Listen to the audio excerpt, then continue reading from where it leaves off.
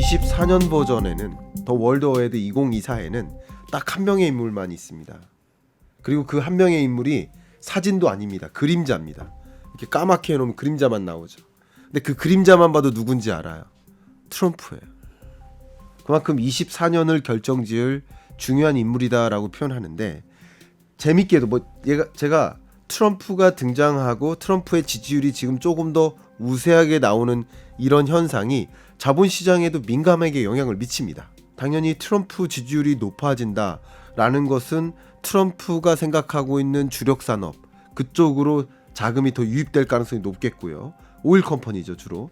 상대적으로 물론 뭐 트럼프가 당선이 돼도 뭐 지금 이 노동자들, 특히 2차 전지나 전기차에 해당되는 그 산업 섹터에서 일하는 노동자들의 표를 많이 받았기 때문에 전기차 보조금 같은 걸 싹 없애서 그 산업을 망가뜨리려고 노력하진 않을 것이다라는 표현을 하시는 분들이 계시긴 하지만 분명 바이든만큼은 아닐 거라는 걸 가정할 필요가 있습니다. 네. 22년, 23년 최근 한 2년 동안의 경제가 세계적으로 이 고물가와의 전쟁을 벌였지 않습니까? 네. 그 물가와의 싸움을 벌인 거예요. 근데 이상하게 중국만 마이너스 물가를 기록한다. 그만큼 중국 경제가 안 좋다는 겁니다. 그러니까 글로벌 경기 침체를 몰고 오는 역할을 할 것이다 라고 볼 수 있고, 첫 번째 중국 경제가. 그런데 물가 상승 압력은 상당 부분 물가를 떨어뜨리는 하방 압력으로 작용하니까 또 금리 인하의 시점은 더 당길 수 있다라는 그 두 가지 요소가 동전의 양면처럼 둘 다 작용한다. 네, 교수님, 내년도의 세계 경제를 얘기할 때 제일 중요한 변수다라고 한다면 뭘 꼽고 계십니까? 예, 일단 단연 중국인 것 같습니다. 중국이요? 예, 네. 중국 경제의 좀 부실 경고음들이 아직도 끊이지 않고 있고요. 또 중국 경제가 얼마나 부진할 것인가, 또 부진함에 따라서 물가가 얼마나 떨어질 것인가, 그게 또 글로벌 인플레를 자극하거든요. 그러니까 중국 물가 그 자체도 중요하지만 그 중국 물가 하락이 세계 글로벌 인플레이션을 자극할 것이고, 그게 결국 금리를, 미국의 기준금리 인하 시점을 앞당기거나 지연시키거나 할 수 있기 때문에 네. 중국발 어떤 경제 위기 가능성, 그것을 진단하고 또 중국의 디플레이션 우려, 이런 것들이 어떻게 글로벌 경제에 또 한국 경제에 어떤 영향을 미칠지를 좀 들여다보는 것, 그게 가장 중요한 요지인 것 같습니다. 물가를 흔히 볼 때는 이제 소비자 물가를 먼저 보죠. 파랑색. 근데 소비자 물가 상승률의 흐름을 들여다보시면 지금 최근에 마이너스 0.5%를 기록했고요. 바로 직전월이 마이너스 0.2%였습니다. 그리고 그 직전월도 보시면 0 마이너스를 왔다 갔다 합니다. 근데 조금 중장기적인 텀을 놓고 생각을 해보면 2019년부터 2020년 중반까지는 물가 상승률이 대략 3% 수준에서 언저리에서 놀죠. 그러다가 21년 들어서 이제 2% 수준으로 레벨 다운 되죠. 그냥 쭉 레벨 다운 됩니다. 그러다가 이제 23년 들어서는 0% 혹은 마이너스로 전환되는, 그러니까 중장기적으로 봐도 중국의 물가 상승률이 그 추이 자체가 3에서 1.5, 0 이렇게 뚝뚝 떨어지는 양상이 좀 나타나고 있고요. 이 물가 상승률이 마이너스 0.5%를 기록한다. 이 숫자의 의미를 조금 더 들여다보면요. 간단히 우리 한국 경제가 마이너스 0.5를 기록하는 것과 중국이 마이너스 0.5를 기록하는 것은 전혀 다른 거라고 생각합니다. 왜냐하면 한국 경제의 올해 성장률이 1.4%인데요. 1.4% 성장하는 그런 나라가 예를 들어 0% 물가를 기록한다. 이것도 디플레이션 우려 상황이라고 볼 수 있는데, 중국처럼 어쨌든 5%대 성장하는 나라가 마이너스 0.5%를 기록한다. 이 물가 상승률은 그 나라의 투자 증감률, 소매 판매 증감률, 수출 증감률, 이런 숫자랑 비교했을 때 이건 정말 가혹하게 물가가 떨어지고 있는 거라고 볼 수 있거든요. 근데 왜 이렇게 물가가 떨어질까? 이게 재밌는 것은 22년, 23년 최근 한 2년 동안의 경제가 세계적으로 이 고물가와의 전쟁을 벌였지 않습니까? 네. 그 물가와의 싸움을 벌인 거예요. 근데 이상하게 중국만 마이너스 물가를 기록한다. 그만큼 중국 경제가 안 좋다는 겁니다. 이 가격은 모든 걸 보여주는 지표예요. 네. 그러니까 그 나라 경제를 보여주는 지표가 물가 상승률이라고 볼 수 있겠어요. 한번 단적으로 한번 생각해 보세요. 과일 가게 사장님이세요, 만약에. 근데 과일 가격을 낮춰줬습니다. 왜 그런 걸까요? 안 팔리니까. 안 팔리니까요, 당연히. 그러니까 기업의 투자가 안 늘고 가계의 소비가 진작이 안 되니까 가격이 생산자 물가도 소비자 물가도 떨어지는 흐름입니다. 그러니까 이렇게 계속 떨어질 수도 있겠다. 회복되지 않을 수도 있겠구나 하는 그런 것들을 걱정케 만드는 여러 지표들을 잠깐만 거론해 본다면 중국 청년 실업률 지난 5월 달부터 중국 역사상 최정점을 찍고 그리고 그 다음 달 20%대를 초과하면서 역사상 정점을 또 갱신하고 그 다음 달 7월 달 또 그 정점을 갱신합니다. 그리고는 8월 15일 날 그때부터는 아예 물가를 청년 실업률을 아예 발표하지 네. 않죠. 그러니까 지금 실업률은 발표합니다. 전체 실업률은 청년 실업률만 발표하지 않습니다. 그러니까 이런 중국의 청년 고용 문제가 굉장히 위태위태하고 PMI 지수가 굉장히 중요한데요. PMI 지수가 구매자 관리 지수라고 해서 기업에 보면 구매팀이 있어요. 구매팀 헤드한테 물어보는 겁니다. 앞으로 이런 커피 회사 커피에 들어가는 원두 더 살 거야? 얼마나 더 살 거야? 이걸 물어보는 거예요. 그럼 원두를 이제 더 안 사도 돼라는 얘기는 재고가 쌓여 있고 수요가 일어나지 않을 거라는 전망이잖아요. 구매자 관리 지수를 보면 제조업이든 비제조업은 대부분이 서비스업입니다. 이들의 그 PMI 지수가 50을 밑돌고 있습니다. 50으로 향하거나 50을 밑돌고 있어요. 그러니까 이런 모습들이 중국 경제가 제자리로 돌아오지 못하고 있음을 단적으로 보여주는 근거들이에요. 이런 두 가지 시나리오를 가능하게 만들죠. 하나는 중국의 디플레이션이 현실화될 수 있겠구나. 그러면 여전히 물론 중국이 세계의 공장 자리를 잃어가고 있는 건 사실이지만 아직까지도 세계의 공장 역할을 하는 건 거의 확실합니다. 그죠?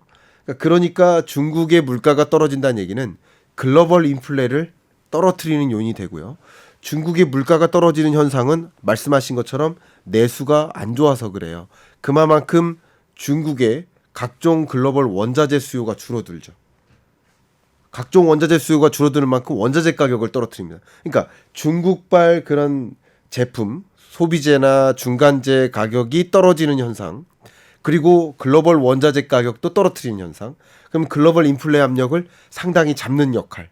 그러면 미국 입장에서도 미국의 물가 상승률이 생각보다 빨리 잡힐 수 있겠구나 하는 것을 여지를 가져다주는 근거가 되고요.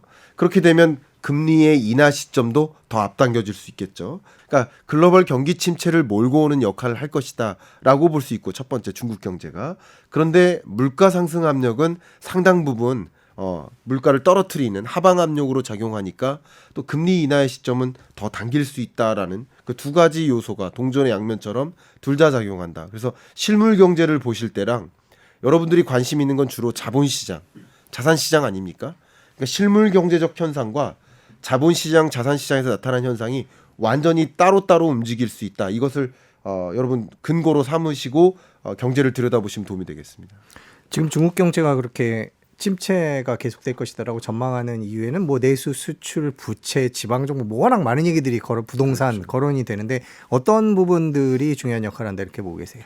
뭐 가장 중요한 변수를 또 하나 꼽는다면 이번에도 무디스가 중국의 신용 등급에 대해서 좀 긍정적이었다가 부정적으로 좀 네거티브로 바꿨습니다.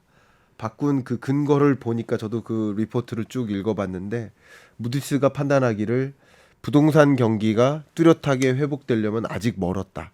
중국의 부동산 경기가. 그러니까 이 중국의 부동산 경기는 펀더멘탈입니다. 왜 그러냐? 지금 23년에도 가장 많이 화제가 됐었던 것은 중국 부동산 개발업체들의 연쇄 부실 문제예요. 네. 그러면 이 연쇄 부실 문제가 완전히 궁극적으로 해소되려면 부동산 경기가 회복돼야 되겠죠. 근데 부동산 경기가 회복되지 않은 채 이게 부동산 경기 침체 국면이 장기화될 거라고 한다면 당연히 부동산 개발업체들이 자금을 마련하기도 어려울 뿐더러 네. 이 수요가 일어나지 않으니까 쉽게 말하면 분양이 제대로 안 되니까 사업이 당연히 안 되고 계속 연쇄 부실을 야기할 수 있겠죠. 그러면 이런 부동산 개발업체들의 연쇄 부실 가능성이 여전히 상존하는 가운데 중국 정부는 이걸 해결할 만한 여력이 있느냐? 해결할 여력도 충분치 않다고 판단을 하고 있습니다. 그렇게 판단하는 근거는 중국의 부채 문제죠. 정부 부채. 그러니까 중국의 중앙정부 부채와 지방정부 부채가 있고 그밖에 숨겨진 뭐 그림자 금융이라고 볼 수 있는 그런 숨겨진 부채까지 합하면 중국의 이 부채 문제로 인해서 적극적으로 확장 재정을 펼치기가 어렵고 경기를 또 부동산 경기를 제대로 제자리로 돌려놓기도 어렵고 그건 좀 어려운 국면에 놓여 있어서 중국 경제가 당장 회복될 만한 그런 시점을 찾기가 좀 쉽지 않아 보인다 이렇게 생각이 됩니다. 미중 갈등은 어떤 역할을 할 거라고 전망하세요? 미중 갈등은 거기서 또 한 가지 문제가 되는 거죠. 어쨌든 이 미중 갈등은 지금 최근에 제가 프로텍티즘의 지수가 있는데 이 보호무역주의죠.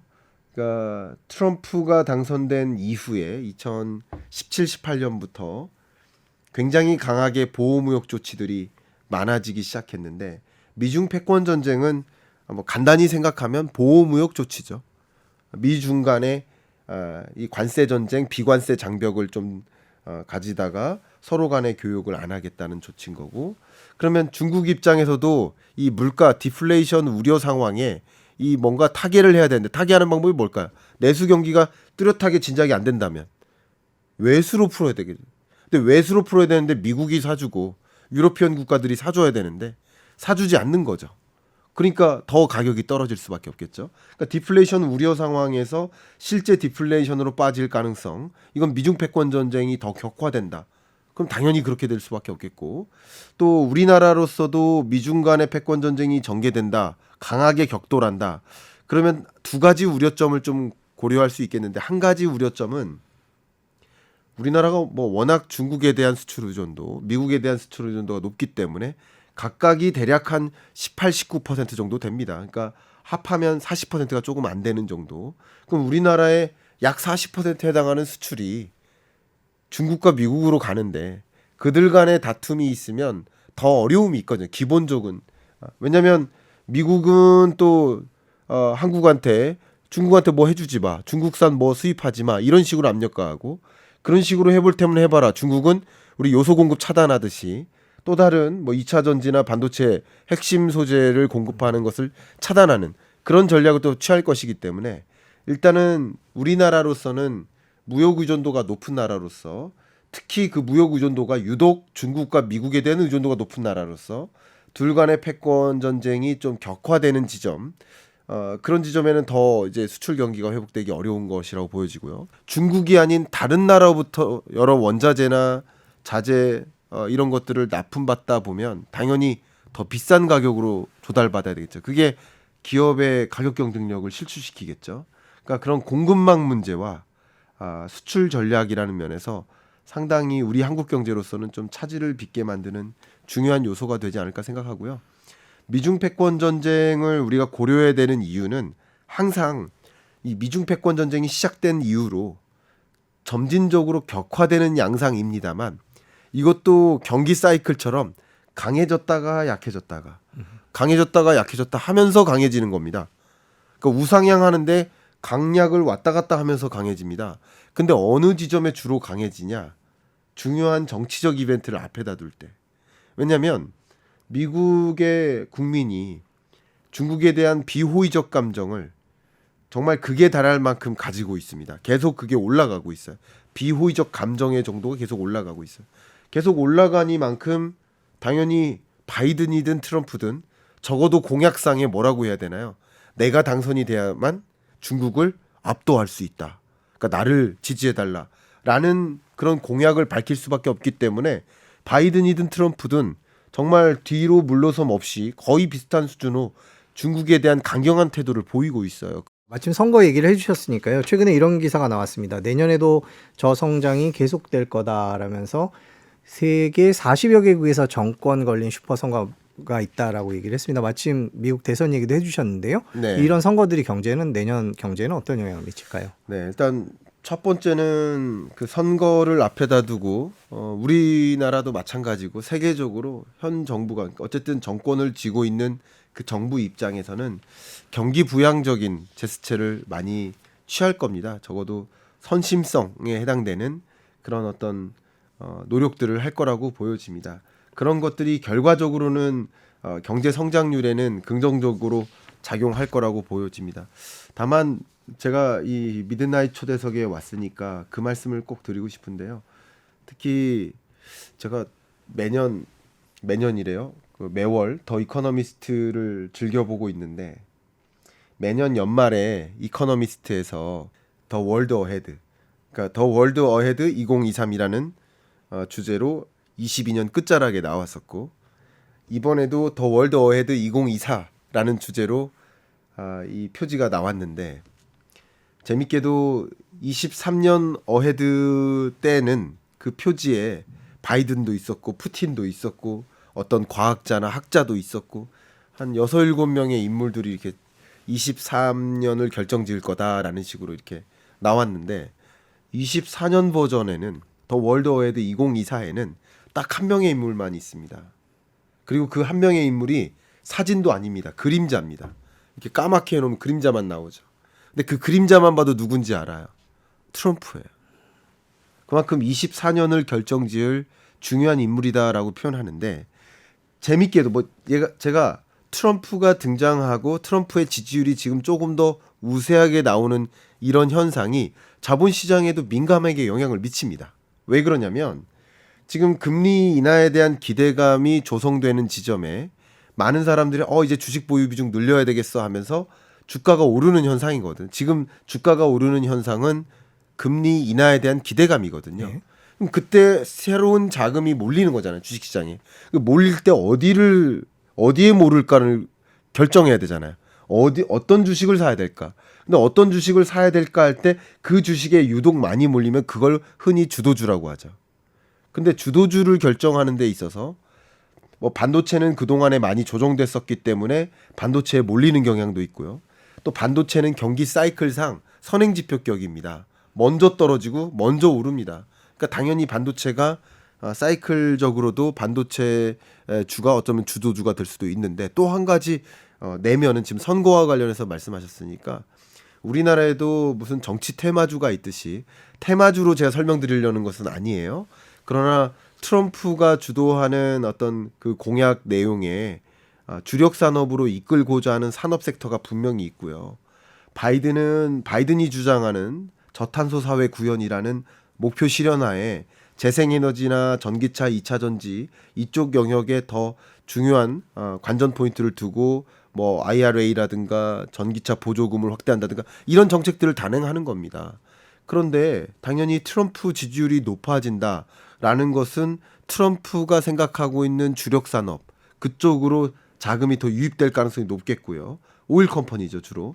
상대적으로 물론 뭐 트럼프가 당선이 돼도 뭐 지금 뭐 이 노동자들 특히 2차 전지나 전기차에 해당되는 그 산업 섹터에서 일하는 노동자들의 표를 많이 받았기 때문에 전기차 보조금 같은 걸 싹 없애서 그 산업을 망가뜨리려고 노력하진 않을 것이다라는 표현을 하시는 분들이 계시긴 하지만 분명 바이든만큼은 아닐 거라는 걸 가정할 필요가 있습니다. 네. 이렇게 지금 예를 들어본 거지만 정말 엄청난 그 선거가 24년에 있기 때문에 그게 유망 산업을 결정짓거나 또 유망 산업에 대한 기대감, 주식시장에 또 영향을 미칠 것이라고 보기 때문에 역시 이 선거 이것도 굉장히 중요한 24년을 결정지을 그 변수가 되지 않을까 생각합니다. 네, 또 하나의 변수 여쭤보고 싶은 게 두 개의 큰 전쟁이죠. 이제 러시아 우크라이나 전쟁, 인플레이션의 시작이었고요. 그다음에 이스라엘과 팔레스타인 전쟁을 하고 있습니다. 가자 지구에서 하고 있는데 이 두 개의 전쟁은 경제에 어떤 영향을 내년에 네. 미칠까요? 일단은 이 전쟁의 정도가 더 격화되거나 혹은 전쟁이 종식되거나 하지 않고 지금의 이런 전쟁의 수준으로 계속 유지된다라고 일단 전제를 한다면 그게 큰 변수는 아니리라 생각이 됩니다. 왜냐하면 우리 러우 전쟁도 경험하셨지만 22년에 그게 굉장히 중요한 불확실성, 변동성을 가져왔고 국제 유가를 비롯한 각종 원자재 가격을 급등시키는 역할을 했고 그게 세계 경제에 엄청난 영향을 미쳤었습니다만 23년, 24년까지 이 러우 전쟁에 대한 고민을 갖고 있지는 않죠. 역시 마찬가지예요. 중동 불안 문제도 뭐 이게 장기화될 수도 있고 뭐 종식될 수도 있습니다만 더 격화되지 않는다면 이게 큰 경제적인 변수로 작용하지는 않을 거라고 생각이 됩니다. 그러나 만약에 중동 전쟁이 이란의 참전 등으로 격화된다, 확전된다 라고 한다면 국제 유가가 다시 한번 급등하는 일이 벌어질 것이고요. 특히 이란 옆에 있는 호르무즈 해협 여기를 이제 막을 가능성이 높아요. 이란 같은 경우는 당연히 전쟁이 나면 거기 유조선을 통과하지 못하게 해서 원유 공급량을 아예 차단하는 이런 노력을 할 겁니다. 그럼 세계 유조선의 많게는 한 35%가량이 그 호르무즈 해협을 지나기 때문에 호르무즈 해협을 통제하는 그런 의사결정까지 이란 전쟁으로 확전된다라고 한다면 그걸 감안해야 되고 그럼 국제 유가가 다시 급등하고요. 그러면 물가 안정세는 더 더뎌지죠. 그 금리 인하 시점은 좀처럼 오지 않을 겁니다. 그러니까 이런 것들이 세계 경제를 요동치게 또 만들겠죠. 자, 내년 경제는 뭐 여러 기관에서 전망을 했습니다만 교수님께서는 어떻게 전망을 하고 계십니까? 뭘 중점적으로 먼저 봐야 될까요? 일단 세계 경제 관점에서 우리 경제를 볼 때는 일단 숫자부터 보여드리면 IMF의 전망부터 보여드리겠습니다. 일단 23년 경제가 3.0% 그리고 24년이 2.9%. 그러니까 올해보다 내년이 더 안 좋을 것이다라고 보고 있고요. 그러니까 올해보다 내년이 안 좋을 것이다라고 보는 글로벌 경제 성장률이 떨어질 것이라고 보는 것은 공통적입니다. 그리고 이 숫자의 의미를 좀 추가적으로 설명드리면 세계 경제의 평년 성장률을 대략 한 3.67%로 보시면 좋겠습니다. 네. 그럼 빨간색으로 한번 쭉 그어 보시겠어요? 네. 3점 그 정도로. 예. 그러니까 제가 아주 어림잡아 여러분께 설명드리는 거예요. 가장 쉽게 경제를 접근하시라고 어림잡아 설명드리면 3.6 정도, 3.67 정도를 밑도는 경제. 22년부터죠. 그러니까 22년이 경기 둔화입니다. 네. 그리고 23년, 24년이 경기 침체죠. 네. L자로 꺾여 들어가죠. 네. 쭉 보시면 6.3에서 L자로 쭉 꺾여 들어갑니다. 네. 그죠? 그러니까 이런 것들이 L자형 경기 침체라고 보시면 좋겠고요. 2020년에 찾아왔던 팬데믹 경제 위기 역성장했죠. 네. 마이너스 2.8%. 이게 V자형 경제 위기입니다. 경제 위기 때는 대부분 V자형을 그려요. 1997, 8년 IMF 외환 위기 때도 V자로 역성장하고 올라가고 또 금융 위기 때도 V자로 역성장하고 다시 올라가고. 그러니까 경제 위기와 경기 침체를 좀 구분하셨으면 좋겠고요. 일단 기본적으로 24년 경제는 글로벌 경제가 23년에도 참 어려웠지만 24년은 더 어렵겠구나. L자형 경기 침체겠구나라고 이렇게 가늠하시면 도움이 될 것 같습니다. 네. 보시면 세계 주요국 물가 상승률 추이인데요. 물가 상승률의 그래프를 보면 22년에 정점을 찍고요. 주요국 대부분이 23년에 물가 상승률이 조금 둔화되죠. 이걸 디스인플레이션이라고 표현하죠. 물가 상승률이 둔화된다. 다만 24년까지도 물가 상승률은 좀 둔화되는 흐름을 보이고는 있지만 중요한 게 목표하는 2% 수준. 2% 수준을 아직도 웃도는 국면입니다. 24년까지도. 그러니까 이걸 가지고 제가 추가적으로 설명을 드릴게요.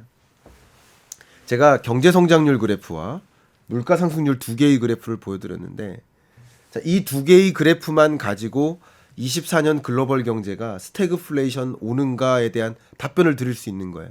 근데 스태그플레이션은 첫 번째 경기 침체여야 됩니다. 두 번째는 경기 침체인데 이상하게 여전히 고물가인 거예요. 근데 지금 보여드렸던 것처럼 24년은 23년보다도 안 좋은 L자형 경기 침체로 보고 있고요. 그리고 물가마저도 여전히 2% 밑으로 안 떨어지는 고물가 기조가 여전히 유지되는 그런 경제니까 그러니까 스태그플레이션에 정확히 맞는 거죠. 그래서 글로벌 경제라는 면에서 봤을 때 24년까지도 스태그플레이션이라는 좀 어려운 숙제를 우리는 당면한 채 살아가야 된다. 그 안에서 나는 어떤 의사결정을 내릴까? 그 안에서 어떤 위협이 있고 어떤 기회가 나름 있을까? 이걸 좀 들여다봐야 될 시점이라고 저는 생각을 합니다.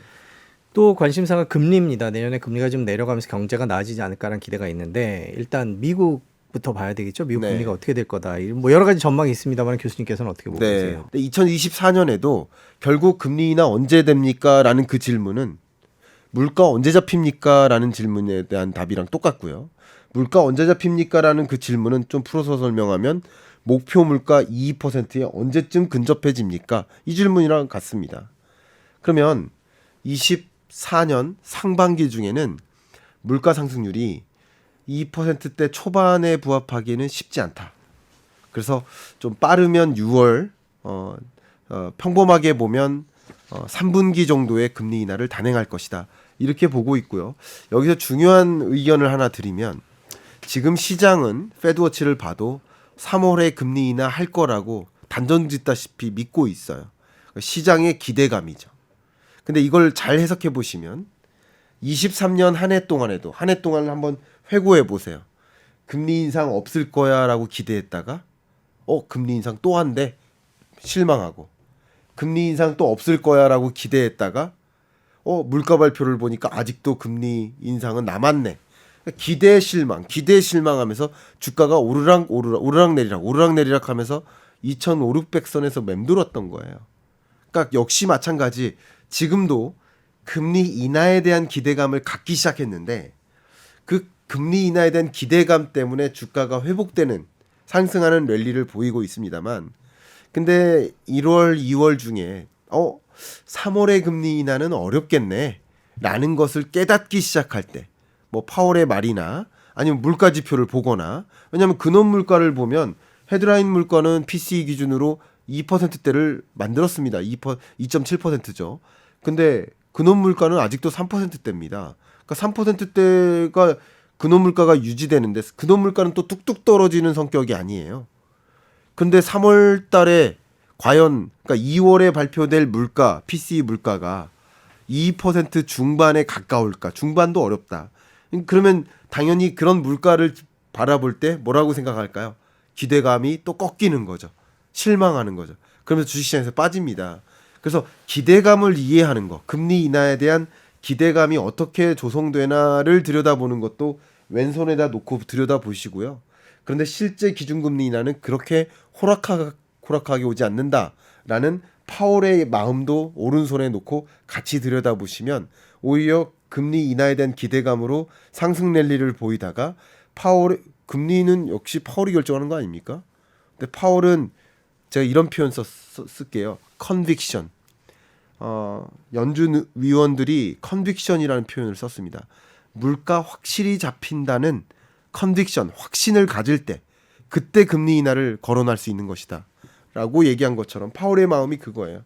그러니까 이렇게 3% 이후반대 물가 상승률을 보면서 과연 물가 확실히 잡혔어. 이제 금리 인하도 되겠어. 라고 판단하기는 어려울 것이다. 라는 이 두 가지 입장을 같이 고려하신다면 여러분 더 현명한 의사결정을 하실 수 있지 않을까 의견 드리고 싶어요. 인슈런스 컷이라고 해서 미리 예비적으로 경기 침체를 막기 위해서 금리를 인하할 수도 있다라는 기대가 미국 시장에 있습니다. 방금 말씀해 주신 대로 그거에 대해서는 그럴 가능성은 높지 않다 이렇게 보고 계신 거죠. 그건 시장의 기대감이고요. 네. 그 시장의 기대감은 주로 누구와 형성시킬까요? IB뱅크입니다. 글로벌 투자은행들이 당장 3월 달에 금리 인하 있을 거야라고 생각하고 있어요. 근데 IB뱅크들은 23년 한 해 동안에도 계속 금리 인상 끝났다. 4.5, 4.25일 때 금리 인상 끝났다라고 얘기했고 곧 금리 인하 있을 것처럼 얘기했어. 그러니까 IB뱅크는 어쨌든 더 많이 투자 들어오세요라는 입장이기 때문에 그들의 어떤 입장이 과연 금리 인하를 결정짓는 것이라고 생각할 수 있을까? 금리 인하는 어쨌든 연준 위원들이 하는 거니까 연준 위원들의 마음을 같이 보실 필요가 있겠다. 어쨌든 투자은행들이 금리 인하에 대한 기대감을 조성하는 것도 이해하시고 연준 위원들은 전혀 그런 생각 없을 수도 있겠구나라는 것을 같이 들여다보시는 게 여러분 더 현명한 투자하실 수 있지 않을까 의견을 드리고 싶은 겁니다. 네, 그러면 내년 상반기에는 쉽지 않고 기대하더라도 하반기 정도. 지금 시장에서는 평균 3차례 0.75%포인트 정도를 예상을 하고 있는데 교수님께서도 그 정도 수준인데 단 하반기다 이렇게 보고 계신 건가요? 그렇죠. 금리 인하의 시점도 빠르면 정말 6월이고요. 평범하게 본다면 3분기라고 생각합니다. 네. 예. 우리나라 금리 인하는 어떻게 예상을 하세요? 파월 의장이 얘기하자마자 당장 한국은행 얘기가 기사가 쏟아졌었는데 맞습니다. 어떻게 보세요? 네, 한국은행으로서는 먼저 금리 인하를 단행하기는 쉽지 않습니다. 그것은 왜 그러하냐면 2%포인트까지 한국과 미국의 기준금리 격차가 쭉 벌어졌는데 벌어진 건 우리 입장에서 보면 수동적으로 벌어진 거야. 우리가 뒷걸음질 게 아니고 우리는 그 자리에 있었는데 미국이 앞으로 달아난 거죠. 그래서 격차가 벌어진 거죠. 근데 이때 그러니까 미국의 기준금리 인상을 용인해 가면서 기준금리 격차가 벌어지는 현상, 이런 모습과 한국이 먼저 금리를 인하함으로써 기준금리 격차를 더 벌리는 모습은 투자자적 관점에 봤을 때 완전히 다른 것입니다. 그만큼 시급한 조치라고 판단할 가능성이 높아요. 그래서 그렇게 했을 때 야기될 부정적 효과, 그러니까 외국인 자금의 엄청난 이탈과 뭐 외환 위기까지 올 거라고 보진 않지만 외환 위기 가능성을 우려하는 그런 것들이 또 시장에 부정적으로 작용하거든요. 그러니까 역시 외환 위기 온다 안 온다보다 중요한 게 아니라 외환 위기 우려에 대한 그 감정, 기대감, 우려감, 두려움, 공포, 이게 결국 자본시장을 결정지기 때문에 그것도 같이 보시라는 계속 그런 말씀을 드리는 중인 건데 그런 관점에서 먼저 금리를 인하하는 조치를 단행하기란 쉽지 않을 것이다. 저는 이렇게 판단하고 있습니다. 저희 방송에 나와서도 예전에 자영업자 얘기들도 해주셨는데요. 네. 그 이자 부담도 있고요. 그다음에 뭐 사실상 실질 소득이 줄어들 텐데요. 그럼 개인들의 삶 2024년 어떻게 계속 어려울 거다 이렇게 보고 계세요? 네. 일단 실질 소득이 감소할 것이라는 것은 뭐 거의 명확하다고 생각합니다. 그러니까 1년 동안에도 감소했고요. 근데 실질 소득의 감소 속도는 좀 줄어들 거라고 생각합니다. 그러니까 명목 소득과 실질 소득의 흐름이 있는데 명목 소득은 이렇게 갈지자로 쭉 가는 모습이고요. 실질 소득은 이렇게 떨어져서 결국 한 35만 원 격차를 보였는데 실질 소득은 여전히 정체될 것이고요. 명목 소득은 여전히 정체될 것이고요. 실질 소득은 이렇게 강하게 떨어지지 않고 기울기가 좀 달라질, 그래서 차이값은 좀 좁혀질 것이라고 봅니다. 왜냐하면 그만큼 물가 상승세가 좀 둔화되기 때문입니다. 물가는 올라갑니다.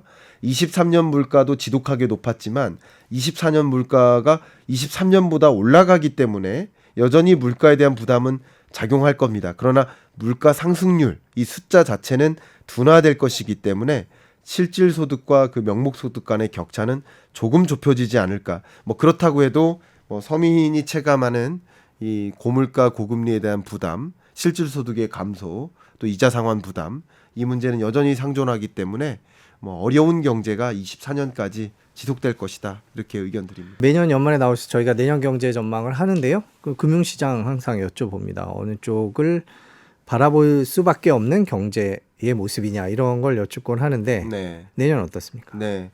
제 22년에는 22년 경제 전망할 때는 주식 투자하는 해가 아니다라고 명확히 기자님 앞에서 말씀드렸었고 23년에는 좀 적극적인 투자자는 하셔도 좋고 보수적인 투자자는 안 하셔도 좋다.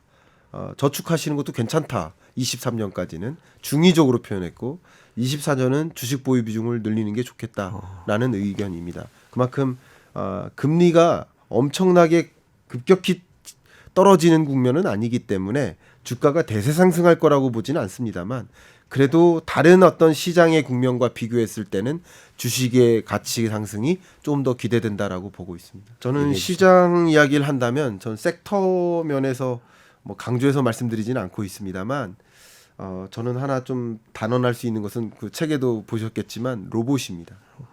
2024년은 로봇입니다. 그러니까 소프트웨어적으로 보면 AI고요. 하드웨어적으로 보면 로봇인데요. 예를 들면 우리나라의 SK그룹은 그 지금 그 구조를 다 바꿨거든요. 근데 그 구조를 사업 구조를 어떤 중심으로 바꿨냐? AI 중심으로 바꿨습니다. 현대 기아 같은 경우는 뭐 기아는 제가 경영전략회의까지 갔다 왔으니까 로봇입니다. 그러니까 그런 식으로 하드웨어적인 영역의 기업들은 로봇, 그리고 소프트웨어적인 기업의 경우에는 AI 중심으로 사업 구조 자체가 재편되고 그쪽에 방점을 두고 사업 경영을 하고요. 또 한 가지는 바이든이 될지 트럼프가 될지 모르는 영역 속에 그냥 무작정 2차 전지나 전기차에만 주력할 수가 없는 입장이에요. 근데 AI나 로봇 같은 경우는 정치적 이념이 없는 영역이기도 합니다. 상대적으로. 그렇기 때문에 기업들이 더 그쪽에 더 많은 투자를 하고 있고 저는 강조해드렸던 것은 그동안의 로봇은 주로 제조용, 그러니까 생산 현장, 공장용 로봇을 많이 강조했었는데 이제 서비스 로봇으로 우리 삶에 좀 더 가까이 들어오는 광경을 보실 겁니다.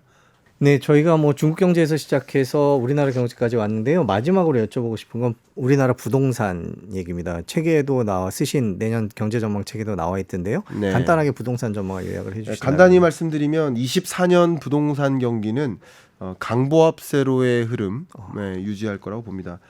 보합에 가까운 숫자이기 때문에 강한 반등이라는 생각은 한 번도 해본 적이 없고요. 상승 국면으로 전환이라고 볼 수 있겠지만 보합에 가까운 흐름이기 때문에 반 정도 해당되는 지역은 여전히 떨어지고 있고 반 정도 해당되는 지역들은 오름세로 전환되는 모습이라서 여러분 역시 이 부동산 시장도 체감과 정말 다를 겁니다. 숫자적으로는 강보합을 보일 거라고 생각을 합니다. 그런데 역시 그 강보합에 해당되는 숫자가 아니 우리 동네는 계속 떨어지고 있는데 무슨 소리야? 라고 생각하실 수 있을 만큼 여러분께서 이제 이 경제에 접근하실 때 거시경제의 흐름과 나의 사정을 좀 분리해서 접근하실 필요가 있다. 앞에서 계속 말씀드렸던 것처럼 거시경제 현상과 자본시장의 현상이 따로따로 움직이고 그 평균적인 자본시장의 모습 또 자산시장의 모습도 시장에서 거의 강보합처럼 흘러갈 것이기 때문에 또 여러분들이 체감하시는 것과는 또 많이 여러 가지 면에서 체감과 다른 경제 이런 모습이 24년에 전개될 것이어서 거시경제를 바라보는 뷰도 가지시고 나의 사정과 비교해가면서 보셔야 되는데 나의 사정이 곧 경제야라고 오해하지 않으셨으면 좋겠어요. 그렇게 생각하시는 분들이 많이 계시더라고요. 저도 유튜브를 하다 보니까 아니 우리 동네는 계속 집값 떨어지고 있는데 왜 오른다고 그러지? 우리 동네는 계속 오르고 있어서 지금 이미 바닥을 23년 초에 찍고 계속 오르고 있는데 무슨 말씀입니까? 떨어진다니요? 이렇게 말씀하시는데 그거는 나의 사정을 보는 거죠. 경제를 보는 게 아니죠. 거시경제 지표를 보시고 나의 사정과 좀 달리 움직일 수도 있구나. 그러면 내가 관심 있는 지역과 이 거시경제 지표가 뭐가 차이가 있는지 보시면서 시장을 이해하실 필요가 있지 않을까 생각합니다. 네. 지역별로 양극화는 내년에도 심해질 거다 이렇게 보고 계신 거죠? 네, 저는 2024년 부동산 시장의 모습을 한마디로 비대칭화라고 설명했습니다. 특히 대구와 경북 지역 같은 경우는 미분양 주택 건수가 해소가 거의 안 되고 있습니다. 그러면 악성 미분양 주택 건수도 굉장히 많이 쌓여 있는 상태이기 때문에 소비 심리, 그러니까 주택을 사야 되겠다라는 수요 심리가 크게 반등하기가 쉽지 않은 모습이라고 생각이 되고요. 계속 분양가도 떨어지고 혹은 기존 주택 가격도 떨어지는 양상이 지속될 것이라고 보여지고요. 이제 수도권의 경우에는 특히 뭐 3기 신도시를 비롯한 물론 3기 신도시가 당장 들어선다는 것은 아닙니다. 그러나 3기 신도시로 지정된 지역과 그 지역에 예를 들어서 인허가를 받고 뭐 그 밖에 건설 허가나 뭐 이런 절차들이 이루어지는 과정에서 지대의 상승이라든가 거주 가치의 상승 그리고 GTX가 들어서는 등 이런 교통망의 확충, 이런 인프라 확충 이런 일들이 맞물리면서 수도권의 어떤 가격 상승과 지방권의 상승을 못하는 하락세가 유지되는 이런 모습들이 장기적으로 좀 지속되지 않을까 하는 생각이고 특히 많은 분들이 장기적으로 부동산 시장을 보실 때 인구 감소라는 단어를 많이 가지고 오시는데 인구 감소라는 요소조차도 수도권에는 나타나지 않는 현상입니다. 인구의 이동 때문에 그래요. 수도권의 경우에는 인구가 계속 늘어납니다. 2040년까지도 통계청의 인구 추계에 따라서 의견을 드린다면 수도권 인구는 계속 늘어요. 비수도권 인구가 감소하는 겁니다. 그러니까 인구를 가지고 집값을 전망하신다 하더라도 수도권과 비수도권 간의 비대칭화가 야기될 수 있겠구나라는 것을 가늠하실 필요가 있지 않을까 의견 드립니다. 저희가 2024년 세계 경제, 우리나라 경제 그리고 부동산까지 짚어봤습니다. 자, 오늘 얘기 여기까지 듣겠습니다. 긴 시간 고맙습니다. 감사합니다. 지금 미국이 중국 때릴 시나리오별로 다 있다라는 거죠. 이제는 바이오 제약부터 쭉쭉 나올 겁니다. 그래서 다 안 좋아진다. 그러면 이제 내년 대선 결과를 따라서 이제 바뀔 거. 중국 정부는 이제 여러 가지 시나리오를 하고 있죠. 제발 트럼프만 되지 마라. 제발 트럼프만 되지 마라. 바이든은 조금 낫다. 빠져날 구멍이 있다. 시진핑 3기 리더십의 바로 밑에가 바로 실험 중이기 때문에 여기서 만약에 잡지 못하면 가장 제가 여러 번 강조하는 거지만 중국 정부가 가장 두려워한 것은 이게 집회가 일어나는 거고 젊은이들이 밖을 나오는 거라는 거죠. 근데 아시겠지만 중국의 젊은 애들은 다 VPN을 통해서 다 유튜브 보고요. 다 합니다. 뭐 구글도 하고 있고 우리 뭐 공식적으로 못 보지만 한다는 이야기죠. 막을 수 없다라는 것도 알고 있습니다. 그럼 그걸 할 수 있는 건 결국은 일자리가 있어야 되고 내가 돈을 벌어서 물건을 사야 되고 차를 살 수 있어야 돼요. 그런 부분에서 이제 어떻게 할 것이냐가 이제 관건인 거죠. 근데 그걸 누구보다도 중국 정부가 잘 알고 있습니다. 네. 중국 정부가 지금 소비가 안 되니까 꾸역꾸역 제가 말한 투자로 지금 만들어내고 있다. 수출도 잘 안 되고 있기 때문에 결국 지금 내년에 소비를 해야 되는데 코로나 기간이 오래됐기 때문에 아직까지 이 불확실성이 그다음에 뭐 불안감이 있기 때문에 쉽게 회복되지는 않을 것이다. 예, 오늘은 내년도 중국 경제에 대해서 얘기를 해보겠습니다. 먼저 최근에 나왔던 기사를 하나 볼 텐데요. 중국이 경기 지표 반등에도 여전히 불어나고요. 부동산 침체, 디플레 우려는 여전하다. 이런 얘기들이 나오고 있습니다. 실제로 어떻게 진행될지에 대해서 어떤 점을 중요하게 봐야 될지 짚어보도록 하겠습니다. 교수님, 일단 먼저 내년 중국 경제를 살펴보기 전에 우리가 눈여겨봐야 할 관전 포인트라 그럴까요? 그런 것들은 어떤 게 있는지 먼저 정리를 간단하게 해주신다. 3대 관전 포인트. 3대. 네. 예. 내년도 소비자 신뢰 지수가 얼마큼 올라갈 것이냐. 요거 딱 보셔야 되고 일단. 네. 두 번째가 민영 경제가 어떻게 회복될 것이냐. 그러니까 결국은 투자가 얼마큼 이루어져야 될 것이냐. 그 말의 의미는 결국은 이제 일자리에도 관계가 되기 때문에 민영 경제 부분들이 이제 어느 정도 회복될 것이냐를 봐야 될 것 같고, 세 번째가 이제 이 중앙과 지방 정부 부채 간의 최적화가 어떻게 이루어질 것이냐. 즉 중앙 정부가 국채를 해서 만들어서 지방 정부한테 어느 정도 줄 것이고 그 배분을 어떻게 할 것이냐. 요 포인트를 우리가 봐야 된다. 이 세 가지가 그거요. 우리가 또 잠시 또 이야기하겠지만 이게 관전 포인트라면 내년도 중국 정부가 어떤 식으로 중국 경제를 이끌어 나갈 것이냐를 최근에 끝난 중앙경제공작회의 12월 8일 날 상무부 회의를 했단 말입니다. 정치 상무부 회의를 하고 12월 11일, 12일 날 연이어서 바로 중앙경제공작회의를 했어요. 거기서 9대 중점 업무 방향을 제시를 했어요. 중요도에 따라서 1번부터 1, 2, 3, 4, 5, 6, 7, 8, 9를 딱 이야기했다. 그러면 어느 정도의 중심을 두고 중국 경제를 이끌어갈 것이냐가 확연히 보인다. 일단 먼저 말씀해 주신 소비 얘기부터 조금 해보겠습니다. 중국 경제 소비가 올해 뭐 살아날 것이다 이런 얘기들도 있었는데 실제는 그렇지 못했습니다. 내년은 어떻게 보고 계세요? 소비가 쉽지는 않을 건데 소비에 대한 중점, 방점을 여전히 두고 갈 것이고, 이게 중국 GDP 성장에 2021년도만 해도 이게 한 65.2% 정도를 차지했단 말입니다. 네. 2021년도만 해도. 그러면 그 전으로 갔을 때 2020년도, 2019년도 갔더라도 다 60에 혹은 심할 때는 2018년도는 76.2%까지가 중국 GDP에 기여되어 있어요. 근데 작년에 거의 반토막 이상 났죠. 30한 2.8인가 정도 나왔거든요.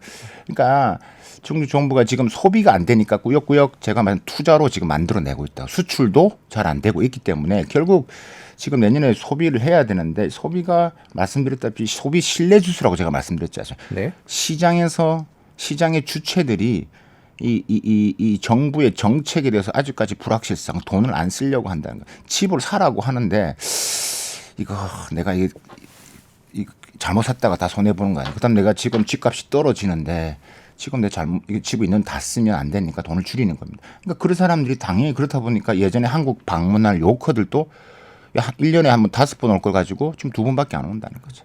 그게 이제 아까 뭐 좀 말씀드렸다시피 워낙 코로나 기간이 오래됐기 때문에 아직까지 이 불확실성이 그다음에 뭐 불안감이 있기 때문에 쉽게 회복되지는 않을 것이다. 그래서 아마 이제 뭐 우리가 또 이제 내년에 우리가 또 이제 3월 이제 양회에도 핵심이 또 소비로 이야기를 할 겁니다. 그래서 이제 뭐 우리가 이야기하는 중국 춘절에 소비를 또 끌어올리고 또 하겠지만 예전에 봤던 소비까지는 올라오긴 쉽지는 않을 것이다. 하지만 이 부분에서 중국 정부가 어떻게 하면 잠자고 있는 위안화 돈을 끄집어내기 위한 작업들을 계속 할 것이고, 시장은 이제 거기에 대해서 조금씩 반응을 하겠지만 그다지 크게 저는 기대는 하지 않는다. 코로나 기간에 일단 뭐 봉쇄를 당했기 때문에 그게 코로나뿐만이 아니라 지금 중국 정부에 있는 경직성이라든지 정책 경직성, 그다음에 미중 간의 충돌, 여러 가지 이슈가 있음으로써 3년 동안 이제 이 봉쇄를 당한 입장에서는, 그러니까 일단 뭐 계속 지금 중국 쪽도 저도 계속 가고 연락도 하고 하지만 이게 이 기업들이 지금 이제 자꾸 인원을 줄이고 있고 내가 바로 바로 내년 어느 시점에서 내가 직장에서 내가 흔히 말 잘릴 수도 있고 그런 불안감이 너무 강력하게 자리 잡고 있기 때문에 또 아니라고 하지만 도시 봉쇄가 또 되면 어떻게 할까라는 불확신. 지금 이 독감 이슈가 또 나잖아요. 그래서 벌써 그런 야 이거 또 혹시나 이런 말이 또 돈다는 거죠. 네네. 그래서 이제 그런 게 있기 때문에 여전히 심리적으로 지금 불안한 게 있다. 그렇게 돈을 안 쓰겠다라고 얘기하는 사람들한테 돈을 쓰게 하는 방법은 쉽지 않아 보인다. 이렇게 우리가 이게 휴일 경제라고 하죠. 우리가 뭐 광군제 때도 마찬가지고 그다음에 내년에 이제 춘절 소비도 마찬가지. 그때 잠시 반짝하겠지만 예전만큼은 아니죠. 근데 그 소비도 사실 우리가 보기에는 전년 대비 늘어났다고 하지만 그 돈은 일정 부분 다 지방정부가 푼 쿠폰이고 그다음에 뭐 싸게 해서 만들어 지금 막 해야 되기 때문에 그게 압박을 가하니까 하는데 이게 또 반품도 많고 하기 때문에 그 드러나는 통계만으로 봤을 때는 소비가 늘어났다고 보기에는 힘들다. 그래서 이제 이런 부분에서의 이제 뭐 이게 뭐 심리적 요인, 그다음에 지금 일반 사람들 디플레이션 우려가 계속 있기 때문에 내가 지금 사는 게 비싸게 사는 게 조금 더 기다리면 더 싸게 살 거야라는 계속 이런 악순환이 되는 것들이 그러니까 이걸 어느 정도 끊어줘야 되기 때문에 그런 시장에 대한 이 확실성, 활력을 불어넣는 정책들이 내년도에 아마 주요 방점으로 나와질 거다라고 봅니다. 그러면 소비에 이어서 민영 경제라고 해주셨는데 뭐 이제 일자리라든지 투자 문제라든지 이런 상황도 지켜봐야 된다라고 말씀을 해주셨는데 그것도 좀 설명을 해주시죠. 민영 경제 특히 이제 우리가 국진 민퇴 이런 말을 참 많이 했거든요. 중국 경제에서 네. 국위 기업 밀고 민간 기업 은퇴한다. 근데 그건 자꾸 이제 너무 이데올로기적인 관점에서 보는 거 있는데 실제 중국 경제를 지금 이끌어 나가는 것은 민영 중소기업들, 민영 기업들이거든요. 특히 이제 우리가 이야기하는 플랫폼 기업들. 네. 플랫폼 경제, 인터넷 경제가 일자리 창출이 뭐 중국에서는 1억 명 이상이 될 것이다 이렇게 보고 있거든요. 그러니까 무조건 그래서 저 오늘 뭐 잠시 좀 중요한 이슈를 좀 당겨서 말씀드린다라면 2024년도에 중국 정부가 우리가 그전에 봤던 이런 플랫폼 기업 규제 이런 부분들을 아마도 우리가 그전에 봤던 거는 조금 풀 겁니다. 예, 왜냐하면 지금 중요한 것은 경제 성장이거든요. 그러니까 모든 게 성장이 지금 방점이고 있어요. 성장이 안 되면 지금 우리가 이야기하는 여러 가지 이런 규제라든지 공동부 이런 것은 의미가 없거든요. 성장이 돼야지 5%를 만들어야지만 1,200만 개 일자리를 만들 수 있어요. 지금 중국 정부가 1,200만 개입니다. 이걸 만들지 않으면 공산당은 의미가 없다. 자, 그렇다면 민영 경제 보려면 우리가 데이터 2022년도 데이터를 보면 일단 중국 수출입의 한 52%가 다 민영에서 해요. 네. 근데 아시겠지만 지금 수출이 안 된단 말이죠. 자, 최근에 지금 뭐 수출이 지금 되고 있는 부분들이 크리스마스나 미국이나 서방에서 하면 전부 다 크리스마스 다 메이드 인 차이나거든요. 네. 그래서 약간 올라왔다고요. 근데 기본적인 동력 자체가 투자를 아니 내가 수출을 못했는데 투자를 감히 하겠어요? 기업이 투자를 못하면 일자리를 못 만들어내니까 다 연결되는 것들이죠. 그럼 수출입에 이제 그 한 52.7%를 하니까 그러니까 수출도 내년에도 좀 힘든 상황인 거죠. 그렇죠, 힘든 상황이죠. 그다음에 이제 자금이 있어야지만 세수가 들어와야지만 지방 정부에 돈을 줄 거 아니에요. 그 세수도 한 50% 이상을 중소민영기업에서 해요. 그다음에 GDP 같은 경우는 전체 비중에서 한 봤을 때 2022년 기준일 때 한 63% 정도 네. 중소 그러니까 민영 경제에서 만들어낸다는 거죠. 그다음에 이제 우리가 봤을 때 뭐 기술 혁신, 기술 혁신도 이제 미중 간 이슈에서 기술 혁신이 가장 큰 아젠다인데 내년도 아마도 중국 정부는 여기 돈을 많이 쓸 겁니다. 기술 혁신 성과에도 결국은 이 국영기업보다 민영에서 70% 이상이 만들어졌다. 이게 중국 공산당이 이야기하고 있는 거예요. 정부가 이야기하고 있는 거예요. 그다음에 제일 중요한 도시 취업률 이거는 뭐 말할 것도 없습니다. 80% 이상 월등하게 지금 이제 민영이 하고 있기 때문에 중국의 민영 기업 수가 몇 개 될 것 같습니다. 5천만 개가 넘습니다.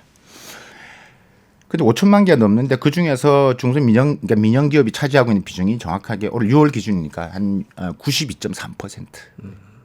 그러니까 이제 이 지금 중소민영 기업 우리가 말하는 개인 사업자 이런 것들 좀 빼고 그러니까 이제 얼마나 중요하겠어요, 그죠?